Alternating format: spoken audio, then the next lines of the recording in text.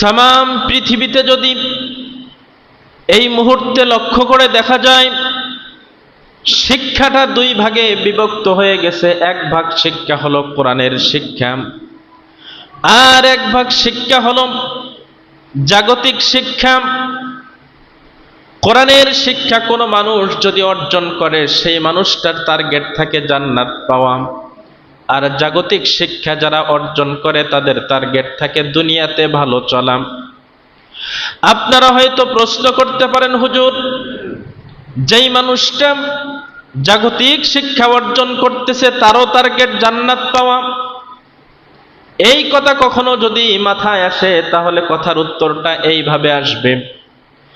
একজন মানুষ যখন মারা যায়, ওই মানুষটার মৃত্যুর সময় তার ছেলে যদি সারা বাংলাদেশের সকল লেখাপড়া শেষ করে, বিদেশ থেকে ডিগ্রি অর্জন করে, সব সার্টিফিকেটগুলো কবরের ভিতরে নিয়ে দিয়া ফেরেশতাদেরকে বলে, ও ফেরেশতারা, এই যে দেখো আমি দুনিয়ায় লেখাপড়া করেছি, কত সার্টিফিকেট আমার আছে, আমি কবরের ভিতরে সার্টিফিকেটগুলো দিলাম, আমার বাবার কবরের আযাবগুলো মাফ করে দাও।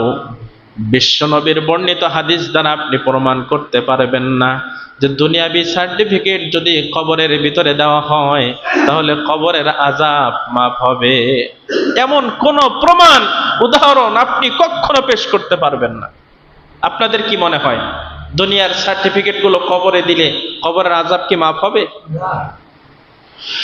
অথচ পয়গম্বরে আলম বিশ্ব নবীজি বলেন, একজন মানুষ যখন তার জান কবজ করা হয়, আর ওই মুহূর্তে জান কবজ করতে যে কষ্টটা হয়, নিজে যদিও কোরআন পড়তে না জানে, কোন একজন কোরআন পড়নেওয়ালা ব্যক্তি, তার সন্তান হোক বা অন্য কেউ, কোরআনে হাকিম থেকে সূরাত ইয়াসিন তেলাওয়াত করা শুরু করে দেয়, পয়গম্বরে আলম বিশ্ব নবীজি বলেন, ওই মুহূর্তে আল্লাহ পাক রব্বুল আলামিন ওই লোকটার মৃত্যুর যে জান কবজের কষ্ট, এই কষ্টটা অনেকটাই কমায়া দেন।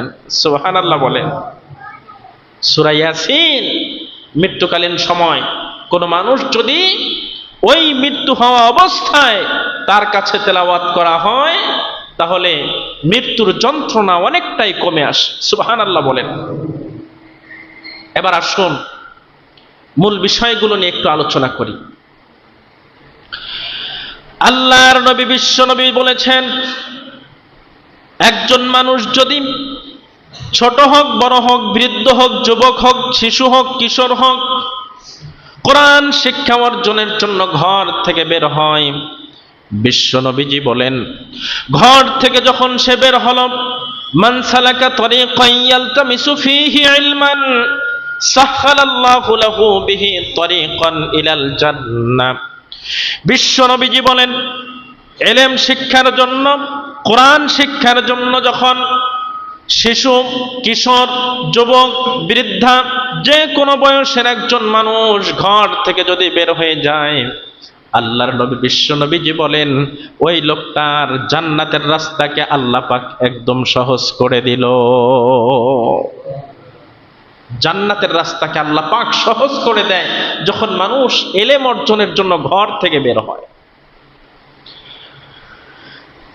এরপরে বিশ্ব নবীজি বলেছেন, আল্লাহ পাক রব্বুল আলামিন তার নূরের ফেরেশতা, এই ফেরেশতাগুলোর মাধ্যমে সংবর্ধনার ব্যবস্থা করেন। সুবহানাল্লাহ বলেন।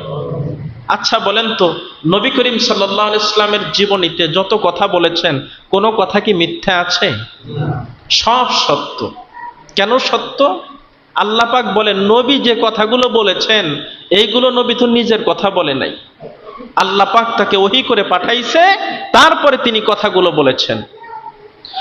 আল্লাহ পাক রব্বুল আলামিন বলেন, ওয়ামা ইয়ানতিকু আনিল হাওয়া ইন হুয়া ইল্লা ওয়াহয়ুন ইউহা। আল্লাহ পাক রব্বুল আলামিন বলেন, আমি যতক্ষণ পর্যন্ত ওহী করে বিশ্ব নবীর কাছে কোনো কিছু না পাঠাই, ততক্ষণ পর্যন্ত আমার নবীজি কোনো কথা বলেন না। নিজের ইচ্ছায়, খায় সাথে নফসানিতে, কখনো তিনি কিছু বলেন না।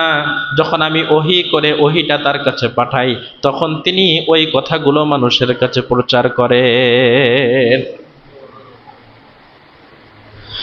যে হাদিসগুলো বর্ণনা করলাম, এইগুলো বিশ্ব নবীর মুখের বাণী। এইগুলো তিনি নিজে ইচ্ছায় বলেন নাই, আল্লাহ পাক তাকে বলাইছে, এই জন্য তিনি বলেছেন। আল্লাহর নবী বিশ্ব নবীজি বলেন, একজন মানুষ যখন ইলমে দ্বীন শিক্ষার জন্য ঘর থেকে বের হলো, পয়গম্বরে আলম বিশ্ব নবীজি বলেন, স্বয়ং আল্লাহ পাক রব্বুল আলামিন তার সংবর্ধনার ব্যবস্থা করে। সুবহানাল্লাহ বলেন। এই জিনিসটা যদি উদাহরণ দিয়ে আপনাদেরকে বুঝাই, সংক্ষেপে এইভাবে আসে। বর্তমান আপনি তামাম পৃথিবীতে যদি লক্ষ্য করেন, এই পৃথিবীর মধ্যে সবচাইতে দামি, সবচাইতে ধনী রাষ্ট্র হচ্ছে আমেরিকা। আমেরিকার প্রেসিডেন্ট বাংলাদেশের সরকারকে ফোন করে, আমি বাংলাদেশে যাব। বাংলাদেশের সরকার তখন অতিথি ভবনকে খালি করে পরিষ্কার পরিচ্ছন্ন করে এয়ারপোর্টে চলে যায়। আমেরিকার সরকার আসছে, তাকে লাল গালিচার সংবর্ধনা দেওয়া হবে। এয়ারপোর্ট থেকে নিয়ে অতিথি ভবন পর্যন্ত যদি 10 কিলো বা 15 কিলো বা 20 কিলো রাস্তা হয়, পুরো রাস্তায় লাল গালিচার ব্যবস্থা করে না, বরঞ্চ ওই এয়ারপোর্টের ভিতরে 15 ফুট বা 20 ফুট রাস্তা পর্যন্ত লাল গালিচার ব্যবস্থা করে। এত বড় পাওয়ারফুল রাষ্ট্রের একজন নেতা আমাদের দেশে আসলে লাল গালিচার সংবর্ধনা দেয়। তবে এই লাল গালিচার পরিমাণটা হয় 15 ফুট অথবা 20 ফুট। কিন্তু একজন মানুষ যখন ইলমে দ্বীন শিক্ষার জন্য ঘর থেকে বের হয়, বিশ্ব নবীজি বলেন, তখন তাকেও রহমতের ফেরেশতার মাধ্যমে আল্লাহ পাক রব্বুল আলামিন সংবর্ধনার ব্যবস্থা করেন। কিন্তু এই সংবর্ধনা 10 ফুট আর 20 ফুট জায়গা নয়। ওই তালিবে ইলমের বাড়ির থেকে নিয়ে মাদ্রাসা যত দূর পর্যন্ত দূরত্ব হোক না কেন, পুরা রাস্তায় রহমতের ফেরেশতা তাদের নূরের পাখা বিছাইয়া দেয়। ফেরেশতারা তাদের নূরের পাখা মাটিতে বিছাইয়া দেয়, আর ওই পাখার উপরে পা রেখে রেখে তালিবে ইলম ছাত্রগুলো মাদ্রাসার দিকে রওনা হয়। বলেন সুবহানাল্লাহ। এবার আপনি ভালো করে খেয়াল করুন,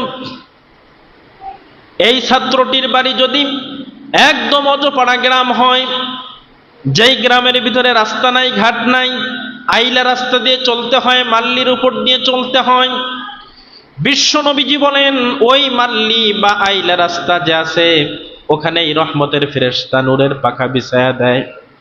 কাঁচা রাস্তা হলে সেই রাস্তায় নূরের ফেরেশতারা পাখা বিছায়া দেয়, পাকা রাস্তা হলে সেই পাকা রাস্তার ভিতরে নূরের ফেরেশতা পাখা বিছায়া দেয়। যদি এই তালিবে ইলম অর্জনের জন্য আকাশ পথেও কোথাও যায়, বিশ্ব নবীজি বলেন ওই আকাশ পথেই রহমতের ফেরেশতা নূরের পাখাগুলো বিছায়া দেয়। একদিন ইমামে গজ্জালি রহমাতুল্লাহি আলাইহি তিনি মাদ্রাসায় আসলেন। ক্লাসের সময় থেকে 1 ঘন্টা বেশি সময় দেরি করে। ভালো ছাত্ররা যদি ক্লাসে না থাকে, শিক্ষক মহোদয় মন খারাপ করেন। 1 ঘন্টা পর যখন ক্লাসে আসছে, শিক্ষক এবার ডাক দিয়ে বলে, ও গজ্জালি, তুমি এত দেরি করে আসলা কেন? তিনি বলেন, হুজুর, আমি যখন বাড়ির থেকে বের হচ্ছিলাম, তাকায়া দেখি কতগুলো সবুজ রঙের পাখি পুরা রাস্তা তাদের পাখাগুলো বিছায়া দিছে। সুবহানাল্লাহ বলে। আমি চিন্তা করলাম, এই পাখাগুলোর উপরে যদি পা রাখি তাহলে পাখাগুলো ভেঙে যাবে। এই জন্য এক একটা করে পাখা সরায়া দিয়া দিয়া মাদ্রাসা পর্যন্ত আসতে আমার একটু বেশি সময় লেগে গেছে। হুজুর এবার বলে, সারাটা জীবন হাদিস শরীফের মধ্যে পড়লাম, ওয়া ইন্নাল মালাইকাতার রাহমা লা তাদাউ আজনিহাতাহা রিদাল লিতালিবিল ইলম। আল্লাহ পাক তালিবে ইলমদের উপর খুশি হইয়া সংবর্ধনা দেওয়ার জন্য নূরের ফেরেশতাদেরকে পাঠায়া দেয় পাখা বিছানোর জন্য। সারা জীবন শুধু হাদিসেই পড়লাম, গাজ্জালী, আজকে তোমার মুখে তার বাস্তবতা শুনলাম যে তোমার পায়ের নিচে যে পাখিগুলো পাখা বিছায় দিয়েছিল এইগুলো আসলে পাখি নয়, এইগুলো ছিল রহমতের ফেরেশতা। বলেন সুবহানাল্লাহ। এবার ওস্তাদ মহোদয় কি করলেন? ইমাম গাজ্জালীকে নিয়ে মাদ্রাসার মাঠে চলে আসলেন। পুরা মাদ্রাসার সকল ছাত্র শিক্ষকদেরকে একত্রিত করলেন। সকল ছাত্র শিক্ষকদের সামনে ইমাম গাজ্জালী ছোট মানুষ, তার মাথা সবাই দেখতে পায় না, এই জন্য একটা টেবিল নিয়ে আসলেন। টেবিলের উপরে তাকে রাখা হলো। তিনি টেবিলের উপর দাঁড়ালেন। এবার শিক্ষক মহোদয় ডাক দিয়ে বলেন, ও মাদ্রাসার সকল ছাত্র শিক্ষকেরা শোনো শোনো, এই যে গাজ্জালীকে তোমরা দেখতেছ, সারা জীবন তোমরা শুনেছ রহমতের ফেরেশতা তালিবে ইলমের পায়ের নিচে পাখা বিছায়া দেয়। এই গাজ্জালীর পায়ের নিচে আজকে রহমতের ফেরেশতা, নূরের ফেরেশতারা পাখা বিছায়া দিয়েছিল।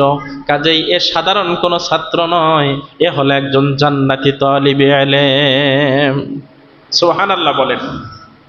তাহলে আল্লাহ পাক রব্বুল আলামিন কোরআন শিক্ষা অর্জনকারী ব্যক্তিদের জন্য সংবর্ধনা দেন, নূরের ফেরেশতার পাখা তাদের পায়ের নিচে বিছায়া। বলেন সুবহানাল্লাহ। মাদ্রাসায় আসলো, আসার পর ওস্তাদের কাছে পড়া শুরু করে। আস্তে আস্তে আলিফ বা তা সা এগুলো পড়ে। এরপর নুনে সাকিন তানবিন সবগুলো পড়া যখন শেষ হয়ে যায়, যুক্ত অক্ষরগুলো জোড়া লাগাইতে পারে, বানান করতে পারে, এমন সময় শিক্ষক বলে, আগামী এত তারিখে তোমার হাতে কোরআন সবক দেওয়া হবে, তোমার বাবা মা আত্মীয় স্বজন যারা আছে তাদেরকে আসতে বলিও। নির্দিষ্ট একটা ডেট হয়, কোরআন সবক দেওয়া হবে, আত্মীয় স্বজনরা সবাই চলে আসে। ওলামায়ে কেরামগণ গবেষণা করে বের করেছেন, যেই সময় ওই তালিবে ইলমের হাতে কোরআন দিয়ে কোরআনের সবক দেওয়া হয়, সর্বপ্রথম যেই পড়াটা ওই তালিবে ইলম পড়ে সূরাতুল ফাতিহার প্রথম আয়াত, আলহামদুলিল্লাহি রাব্বিল আলামিন। ওলামায়ে কেরামগণ গবেষণা করে বের করেছেন, সূরাতুল ফাতিহা প্রথম নাম্বার আয়াতটা যখন তেলাওয়াত করে ওই তালিবে ইলমের পিতা মাতা অথবা পিতা মাতার ভিতরে দুইজনের ভিতরে যে কোনো একজন যদি কবরের ভিতরে থাকে, আল্লাহ পাক রব্বুল আলামিন সূরাতুল ফাতিহার প্রথম আয়াত তেলাওয়াতের সঙ্গে সঙ্গে আল্লাহ পাক রব্বুল আলামিন তার কবরের আযাব মাফ করে দেয়। এভাবে বাচ্চাটি কোরআন তেলাওয়াত করতে থাকে। বিশ্ব নবীজি বলেন, মান ক্বারাআ হারফাম মিন কিতাবিল্লাহ ফালাহু হাসানাতুন ওয়াল হাসানাতু বিআশারি আমসালিহা লা আকুলু আলিফ লাম মিম হারফুন বাল আলিফুন হারফুন ওয়া লামুন হারফুন ওয়া মিমুন হারফুন। আল্লাহর নবী বিশ্ব নবীজি বলেন, কোরআন যখন সে দেখে দেখে তেলাওয়াত করছিল, পয়গম্বরে আলম বিশ্ব নবীজি বলেন, তার তেলাওয়াতের ভিতরে প্রতিটি অক্ষর তেলাওয়াতের কারণে 10টা করে নেকি তার আমল নামায় দেওয়া হচ্ছিল। সুবহানাল্লাহ বলেন। একটা করে অক্ষর তেলাওয়াত 10টা করে নেকি। নবীজি সাল্লাল্লাহু আলাইহি ওয়াসাল্লাম উদাহরণ দিয়ে বোঝায়, লা আকুলু আলিফ লাম মিম হারফুন, তোমরা কখনো এটা মনে করো না আলিফ লাম মিম তিনটা মিলে একটা অক্ষর, বাল আলিফুন হারফুন ওয়া লামুন হারফুন ওয়া মিমুন হারফুন।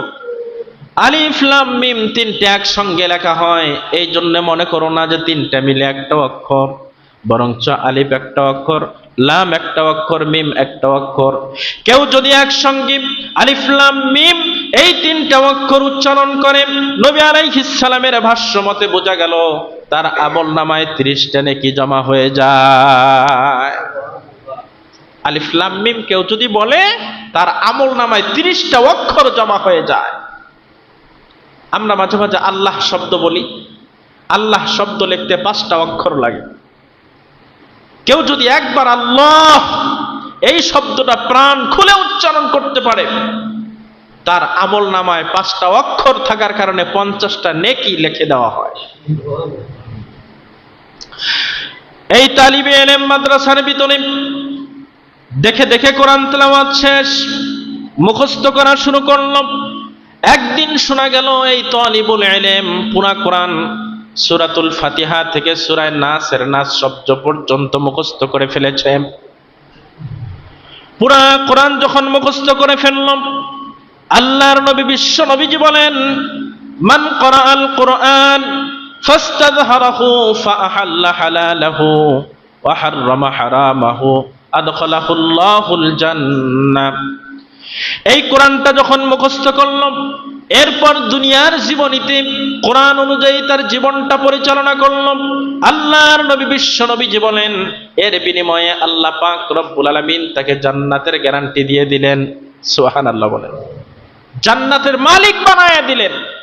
কিয়ামতের দিন হাসরের মাঠ, মহান মুসিবতের মাঠ, ওই মুহূর্তে হাফেজে কোরআনদেরকে আল্লাহ পাক ডাকবেন, ও হাফেজে কোরআন, তুমি দুনিয়াতে কোরআনকে হেফাজতের জন্য এত কষ্ট করেছো, রাত ৩টায় জাগ্রত হয়ে তেলাওয়াত শুরু করেছো, সারাদিন তেলাওয়াত করেছো, ঠিক মতো ঘুমাইতে পারো নাই, তুমি আজকে এই কোরআন তেলাওয়াত করবা, একটা করে আয়াত তেলাওয়াত করবা, একতলা বিল্ডিং উপরে উঠবা, 2 আয়াত তেলাওয়াত করবা, দোতলা বিল্ডিং উপরে উঠবা, এইভাবে যতগুলো আয়াত তুমি তেলাওয়াত করতে পারবা, তততলা বিল্ডিং এর মালিক তুমি হয়ে যাবা। বলেন না সুবহানাল্লাহ।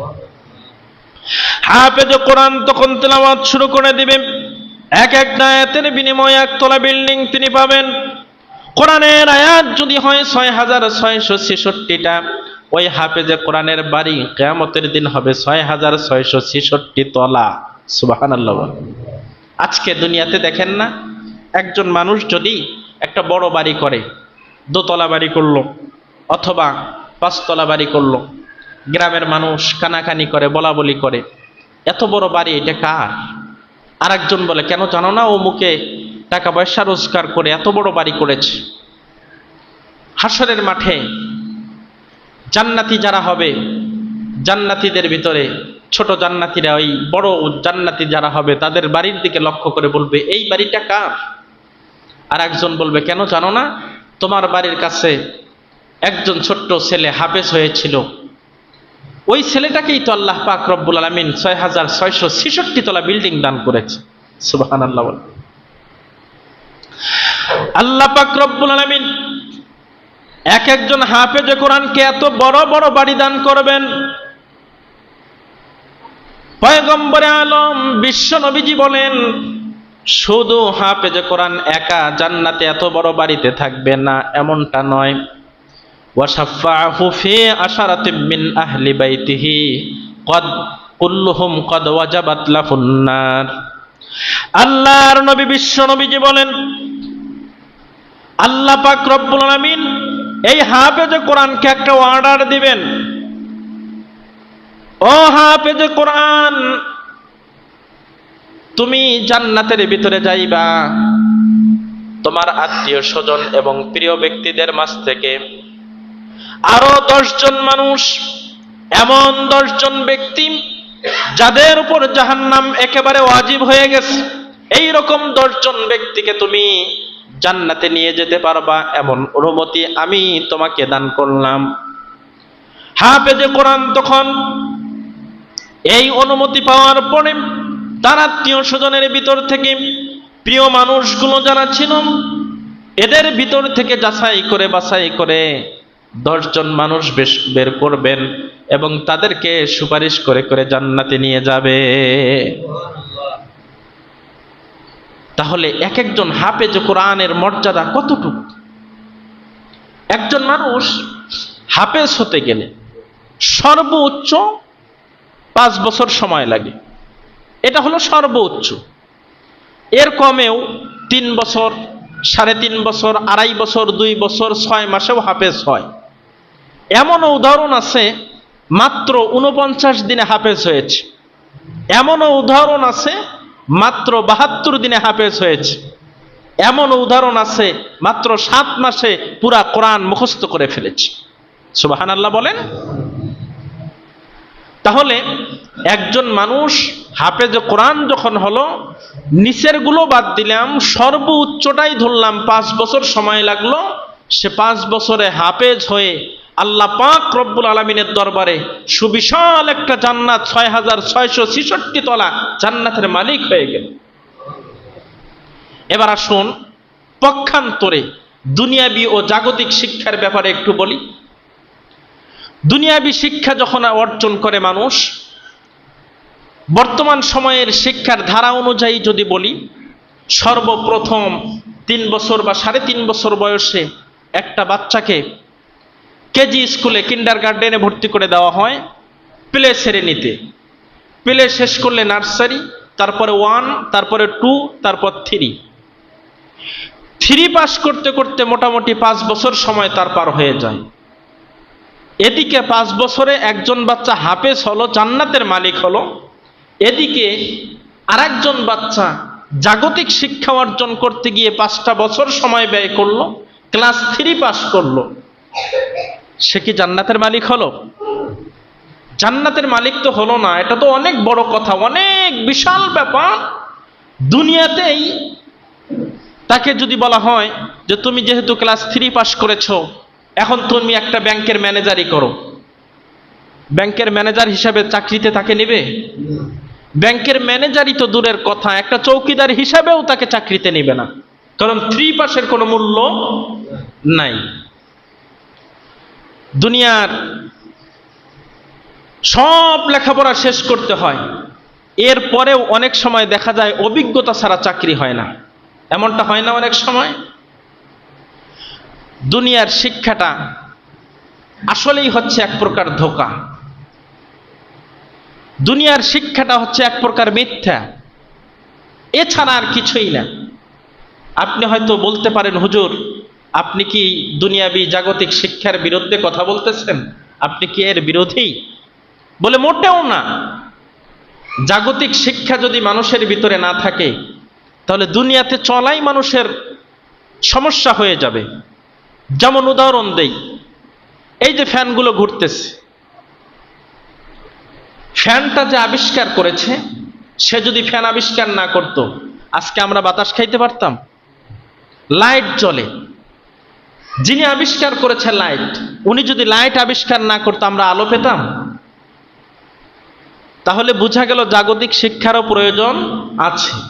তবে যিনি লাইট আবিষ্কার করলো, তিনি দুনিয়াতে লাইটের আলো কিছুদিন ভোগ করতে পারলেও কবরে যাওয়ার পরে তার লাইটের আলো আর আছে? যে লাইট সে আবিষ্কার করছে, ওই লাইটের আলো কবরে আছে? যে ফ্যান আবিষ্কার করলো, দুনিয়াতে থাকা অবস্থায় ওই ফ্যানের বাতাস কয়েকদিন খাইতে পারলেও কবরে যাওয়ার পর আর ফ্যানের বাতাস। সব কথার মূলে হলো জাগতিক শিক্ষার ক্ষমতা ততদিন, নিঃশ্বাস আছে যতদিন। নিঃশ্বাস শেষ, জাগতিক শিক্ষার ক্ষমতাও শেষ। কিন্তু কোরআনের শিক্ষা হচ্ছে একদম ব্যতিক্রম। সময় যত যায় কোরআনের শিক্ষার মর্যাদা তত বাড়তে থাকে। বলেন সুবহানাল্লাহ। একজন মানুষ দুনিয়াবি সকল প্রকার শিক্ষা যখন শেষ করে, সব কথার মূলে এই রেজাল্ট আসে, দুনিয়াবি শিক্ষা হলো ধোঁকা আর মিথ্যা। আপনি প্রশ্ন করতে পারেন, হুজুর দুনিয়াবি শিক্ষাটা ধোঁকা আর মিথ্যা কেমনে হলো? এইভাবে ধোঁকা আর মিথ্যা, এই পৃথিবীর জমিনে সর্বপ্রথম যেই মানুষটা MA পাস করেছে, প্রথম যদি তিনি MA পাস করে থাকেন, তাহলে তার শিক্ষক নিশ্চয়ই ছিল BA পাস। কারণ প্রথম MA পাস যিনি, তার শিক্ষক তো আর MA পাস হওয়ার কথা না। সর্বপ্রথম যেই লোকটা BA পাস করলো, তার শিক্ষক নিশ্চয়ই IA পাস। কারণ প্রথম যিনি IA পাস করলো, তার শিক্ষক তো আর IA পাস BA পাস ছিল না। এইভাবে যদি ক্রমধারায় আপনি আসেন, সর্বপ্রথম যে ম্যাট্রিক পাস করলো, তার শিক্ষক ছিল 9 পাস। সর্বপ্রথম যিনি 9 পাস করলেন, তার শিক্ষক 8 পাস। এইভাবে আস্তে আস্তে সর্বপ্রথম যে 5 পাস করলো, তার শিক্ষক ছিল 4 পাস। যে সর্বপ্রথম 4 পাস করলো, তার শিক্ষক ছিল 3 পাস। সর্বপ্রথম যিনি 3 পাস করলো, তার শিক্ষক ছিল 2 পাস। প্রথম যিনি 2 পাস করলেন তার শিক্ষক ছিল 1 পাস, আর সর্বপ্রথম যিনি 1 পাস করলেন তার শিক্ষক ছিল একজন অশিক্ষিত মূর্খ মানুষ। দুনিয়াবি শিক্ষার মূল দেখেন, মূলটা হলো এটা শুরু হয়েছে অশিক্ষিত আর মূর্খ মানুষের মাধ্যমে। তাহলে এটা ধোঁকা ছাড়া আর কি হতে পারে, মিথ্যা ছাড়া আর কি হতে পারে? আর আমরা যে কোরআনের শিক্ষা অর্জন করি, এই কোরআনের শিক্ষার আমি শিখেছি আমার ওস্তাদের কাছে, উনি শিখেছেন তার ওস্তাদের কাছে, তিনি শিখেছেন তার ওস্তাদের কাছে। এইভাবে যাইতে যাইতে তাবে তাবিন পর্যন্ত চলে গেল। তাবে তাবিনরা শিখছেন তাবিনদের কাছে, তাবিনরা শিখছেন সাহাবীদের কাছে, সাহাবীরা শিখেছেন বিশ্ব নবীর কাছে, আর বিশ্ব নবী শিখেছেন জিবরাইলের মাধ্যমে স্বয়ং আল্লাহ পাক রব্বুল আলামিনের কাছে। বলেন সুবহানাল্লাহ। তাহলে দুনিয়াবি শিক্ষার মূলে হলো অশিক্ষিত মানুষের দ্বারা শুরু, আর কোরআনের শিক্ষার মূলে হলো স্বয়ং আল্লাহ পাক রব্বুল আলামিনের মাধ্যমে শুরু। বলেন সুবহানাল্লাহ। তাহলে দুনিয়াবি শিক্ষা কতক্ষণ? নিঃশ্বাস আছে যতক্ষণ। আর কোরআনের শিক্ষা কতক্ষণ? সময় যত বাড়ে কোরআনের শিক্ষার মর্যাদাও তত বাড়তে থাকে। সুবহানাল্লাহ বলেন। একজন মানুষ দুনিয়াতে চলাফেরা করে, সে যদি হাফেজে কোরআন হয়, আলিম হয়,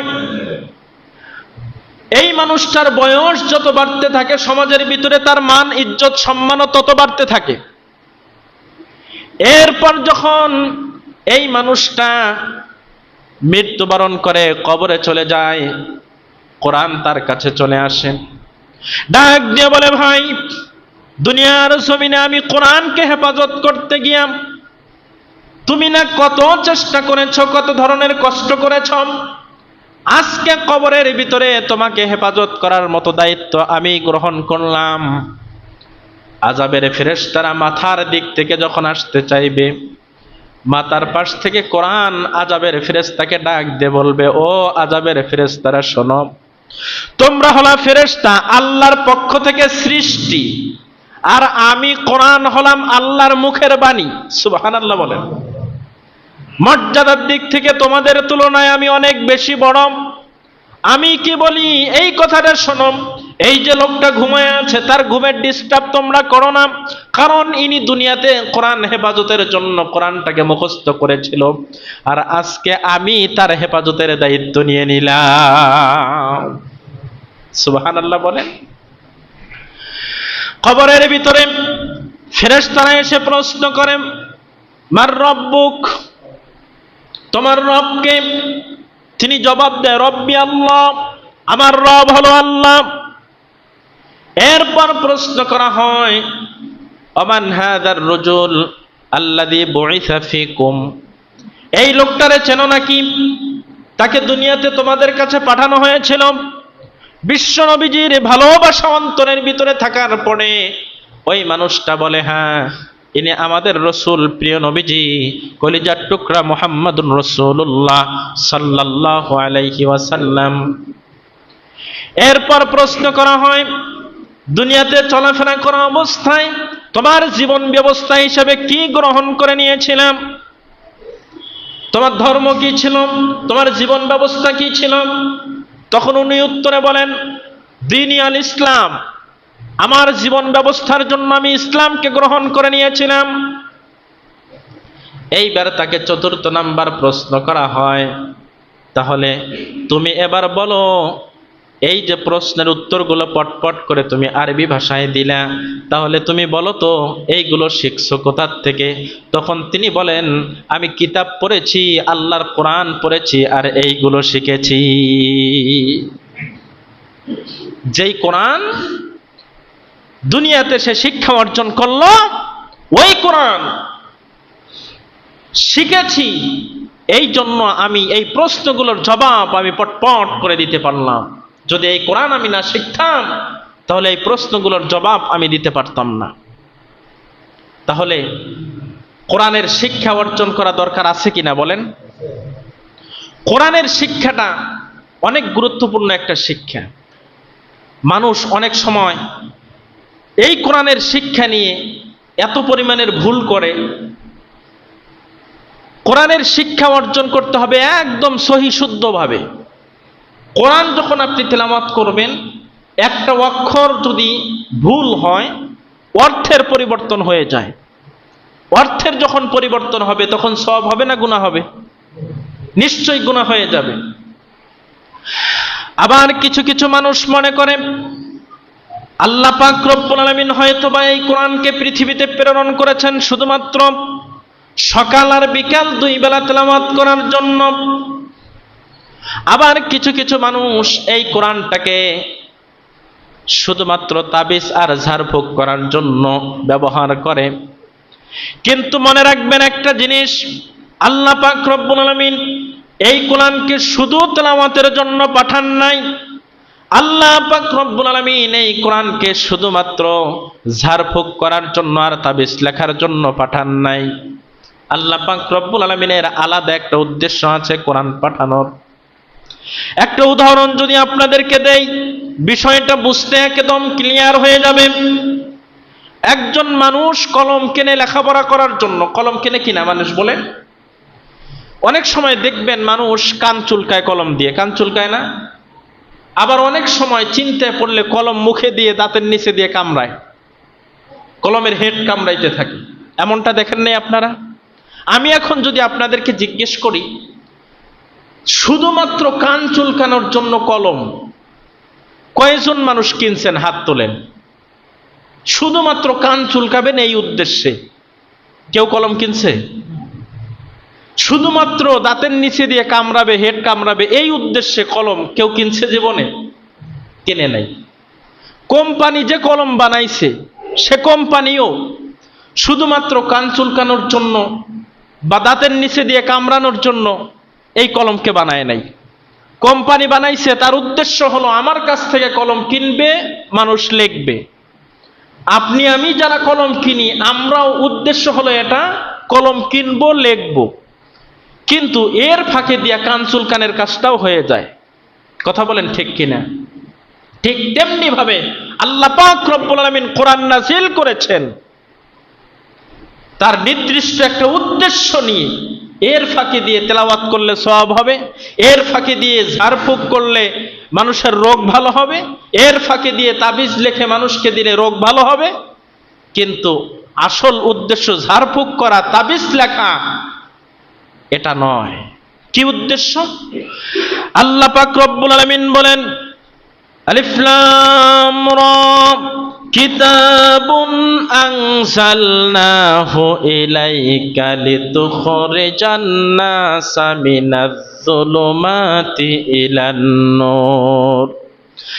আল্লাহ পাক রব্বুল আলামিন বলেন, এই কোরআনকে আমি নাযিল করলাম, এই জন্য নাযিল করলাম লিতুখরিজান নাসা মিনাজ-যুলুমাতি ইলান নূর, যাতে করে এই কোরআনের মাধ্যমে মানুষগুলোকে অন্ধকার থেকে আলোর দিকে আনা যায়।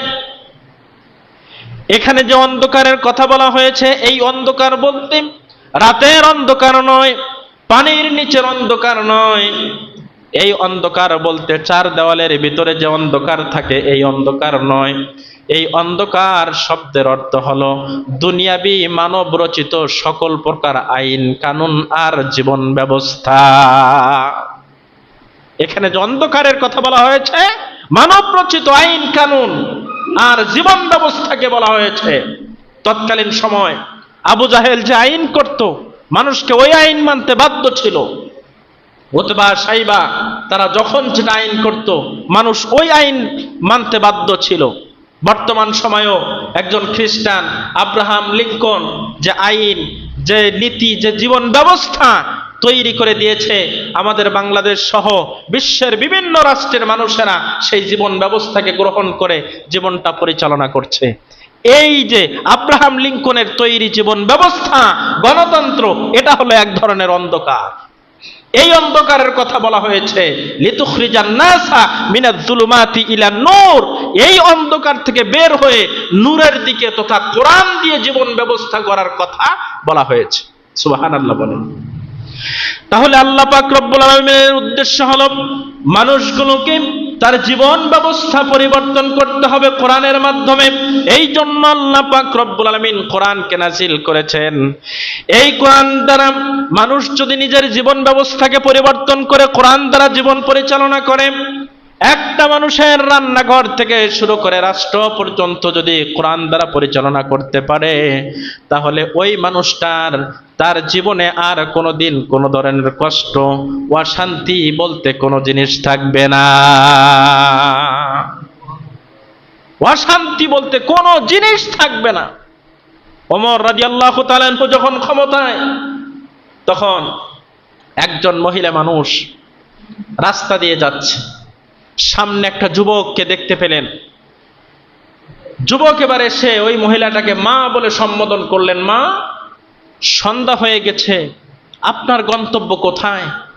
আপনি বলুন, আপনার গন্তব্যে আপনাকে নিরাপদে আমি পৌঁছায় দেই। মহিলাটাই বলল, এই তোমরা আরবের যুবক না? বলে হ্যাঁ। বলে এমন সন্ধ্যায় যদি আমরা মহিলারা এই আরবের পথে বের হতাম, একটা সময় আমাদের গহনাগুলো ছিনিয়ে নেওয়া হতো, আমাদের ইজ্জতকে লুণ্ঠন করে নেওয়া হতো, আর তুমি আমাকে মা বলে সম্বোধন করলে, তুমি আমাকে আমার গন্তব্যে পৌঁছায় দেওয়ার ওয়াদা করলে। সঙ্গে সঙ্গে ওই যুবক ডাক দিয়ে বলেছেন, কেন আপনি জানেন না এই আরবের ভিতরে এখন কোরআনের শাসন চালু হয়েছে, যার কারণে কোনো সময় কোনো মুহূর্তে একা একই কোনো মহিলা চললেও তার সম্ভ্রম, তার ইজ্জত কখনো নষ্ট হবে না। বলেন সুবহানাল্লাহ। তাহলে কোরআনের শাসনটা কতটা জরুরি, কতটা দরকার। কোরআনের শাসন স্বাধীনতার পর থেকে এখন পর্যন্ত আমার বাংলাদেশের মানুষ দেখে নাই। তবে পুতুল পরিবর্তন করার মতো 5 বছর পর পর সরকার পরিবর্তন ঠিকই করেছে, কিন্তু শান্তির মুখ কেউ দেখতে পারে নাই। সরকার পরিবর্তন করে সবাই চিন্তা করেছে এইবার বুঝি আমরা শান্তিতে থাকব, কিন্তু দেখা গেছে যে দল ক্ষমতায় যায় সেই দলই কি যে হয়ে যায়, অন্যদের উপর জুলুম, নির্যাতন আর অত্যাচারের স্টিম রোলার চালানো শুরু করে দেয়। এভাবে একের পর এক প্রতিটি দলকে ক্ষমতায় নিয়ে যে ক্ষমতার পরিবর্তন ঘটানো হয়েছে, কিন্তু কোনো ধরনের লাভ বাংলার জনগণ পায় নাই। জাস্ট শুধু রাষ্ট্রীয় সম্পদ চুরি চামারি, মানুষের উপর অন্যায়, অবিচার, জুলুম, নির্যাতন, গরিব দুঃখী অসহায়ের সম্পদ লণ্ঠন, এছাড়া আর কিচ্ছুই মানুষ দেখে নাই। এই জন্য কোরআনকে ক্ষমতায় যদি আপনি বসাতে পারেন, কোরআনকে যদি সংবিধানের ধারায় আপনি বসাতে পারেন, আপনার দেশে যে শান্তির জন্য আপনি চিন্তা করতেছেন, চেষ্টা করতেছেন, এ শান্তি এমনিই বাংলাদেশে চলে আসবে। তাহলে কোরআনকে ক্ষমতায় বসানো দরকার আছে না নাই বলেন? কোরআনকে ক্ষমতায় বসানো দরকার আছে না নাই বলেন? সম্মানিত ভাইয়েরা আমার, ভালো করে বুঝুন, কোরআন এমন একটা কিতাব, ইমামে আবু হানিফা রাহমাতুল্লাহি আলাইহি, নুমান বিন সাবিত ইমাম আবু হানিফা রাহমাতুল্লাহি আলাইহি বলেন, কোরআন হলো এমন একটা কিতাব, এই কোরআনটা যদি একজন হিন্দু মানুষ মানে ঈমান আনার দরকার নাই, একজন খ্রিস্টান মানে ঈমান আনার দরকার নাই, একজন ইহুদি মানে ঈমান আনার দরকার নাই, একজন বুদ্ধ যদি মানে ঈমান আনার দরকার নাই। ইমাম আবু হানিফা রাহমাতুল্লাহি আলাইহি বলেন, শুধুমাত্র কোরআন দিয়ে তার জীবনটা যদি পরিচালনা করতে পারে, পরকালীন শান্তি তার কপালে হবে না ঈমান না আনার কারণে, কিন্তু দুনিয়ায় যতদিন সে বেঁচে থাকবে ততদিন সে শান্তিতে থাকতে পারবে। ঈমান না আনার কারণে কবরে গেলে শান্তি পাবে না, ঠিক আছে, কিন্তু দুনিয়ার জিন্দেগির হায়াতে সে অবশ্যই অবশ্যই শান্তি পাবে। সুবহানাল্লাহ বলে। তাহলে আমরা তো মুসলমান, একজন বিধর্মী, একজন হিন্দু, একজন বুদ্ধ, একজন খ্রিস্টান, সে যদি কোরআন মানার কারণে দুনিয়াতে শান্তি পায়, আমরা মুসলমান আমরা কেন শান্তি পাই না? তাহলে বোঝা গেল যেভাবে কোরআন মানা দরকার ছিল আমরা এখনো সেইভাবে কোরআন মানতে পারি নাই। আল্লামা সাইদি সাহেব রহমতুল্লাহ আলাইহি একটা উদাহরণ মাঝে মাঝে দিতেন। তিনি বলতেন, সাবান নিয়ে এসে যদি কেউ কয়লা ধোয়ার চেষ্টা করে, কয়লা ধুইতে ধুইতে কয়লাটাই শেষ হবে, এরপরেও কয়লার ময়লা শেষ হবে না। কয়লা ধুইতে ধুইতে সাবান শেষ হবে, কিন্তু কয়লার ময়লা শেষ হবে না। ঠিক তাই আপনার জীবন ব্যবস্থাকে যদি আপনি পরিবর্তন করতে না পারেন, আব্রাহাম লিঙ্কনের গণতন্ত্রের মাধ্যমে সারাটা জীবন আপনি চেষ্টা করবেন শান্তি প্রতিষ্ঠার জন্য, ওই সাবান ফুরিয়ে যাবে, কয়লার ময়লা শেষ হবে না। কয়লা শেষ হবে তাও ময়লা শেষ হবে না। জনমের পর জনম যাবে, যুগের পর যুগ যাবে, শতাব্দীর পর শতাব্দী চলে যাবে, কিন্তু শান্তি জিনিসটা মানুষ চোখে দেখতে পারবে না। এই জন্য প্রথম কোরআনকে আনতে হবে ক্ষমতায়। এই জন্যই আল্লাহ পাক বললেন, কোরআন আমি এই জন্য পাঠাইছি লিতুখরিজান নাসা মিনাজ যুলুমাতি ইলান নূর। আর কোরআন দিয়ে বাকি যে কাজগুলো আছে, ঝাড়ফুঁকের কাজ, এটা আপনি করতে পারেন, সকাল বিকাল তেলাওয়াত এটাও করতে পারেন, কোনো সমস্যা নাই। কিন্তু মূল উদ্দেশ্য হচ্ছে আল্লাহ পাক কোরআন পাঠানোর, যে এই কোরআনকে ক্ষমতায় বসাতে হবে। নবী আলাইহিস সালামের সময় একদিন নবী করিম সাল্লাল্লাহু আলাইহি সাল্লামকে একটা বিচ্ছু কামড় মেরেছিল।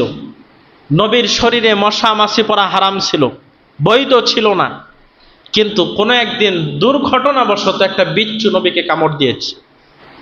নবী আলাইহিস সালাম তখন বললেন, আরে বিচ্ছু, তুই মানুষও চিনস না, নবীও চিনস না, নবীকে কামড় দিলি? আম্মা জানকে ডাক দিয়ে বলেন, আয়েশা এক গ্লাস পানি নিয়ে আসো। তিনি পানি নিয়ে আসলেন। আসার পর নবী আলাইহিস সালাম ওই পানিতে সূরাতুল ফাতিহা পড়ে ফু দিলেন। এরপর ওই পানিটা যে জায়গাতে বিচ্ছু কামড় দিয়েছে ওই জায়গাতে তিনি ঢাললেন।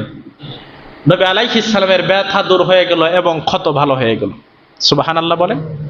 তাহলে কোরআন দিয়ে যদি আপনি চিকিৎসা দেন, ভালো হবে কিনা? আর একটি বর্ণনা এসেছে, একবার সাহাবায়ে কেরাম দিনের দাওয়াত নিয়ে বের হলেন, ইহুদিদের এলাকা পার হচ্ছেন, হঠাৎ করে সেখানে শিবির গাড়লেন, তাবু গাড়লেন। এবার দেখে মুসলমানদের কাছে যে পরিমাণ খাদ্য ছিল, খাদ্য ফুরিয়ে গেল।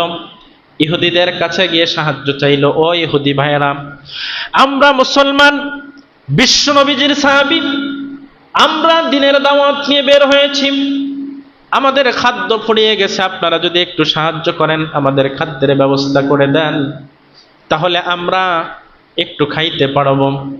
ইহুদিরা বলে, তোমরা কি জানো না মুসলমানরা হচ্ছে ইহুদিদের শত্রু, আমরা কখনোই তোমাদেরকে সাহায্য করতে পারবো না, চলে যাও।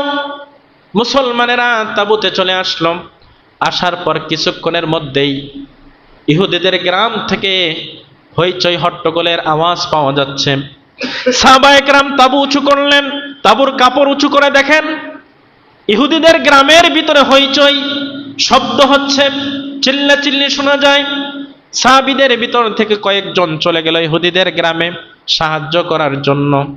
ভালো করে চিন্তা করেন, যেই মানুষগুলো একটু আগে খাবার চাওয়ার পর খাবার দেয় নাই, ওই মানুষগুলো বিপদে পড়েছে, এমন ধারণা করে সাহাবায়ে কেরাম জীবনকে বাজি রেখে তাদের সাহায্য করার জন্য যাচ্ছে। সুবহানাল্লাহ বলেন।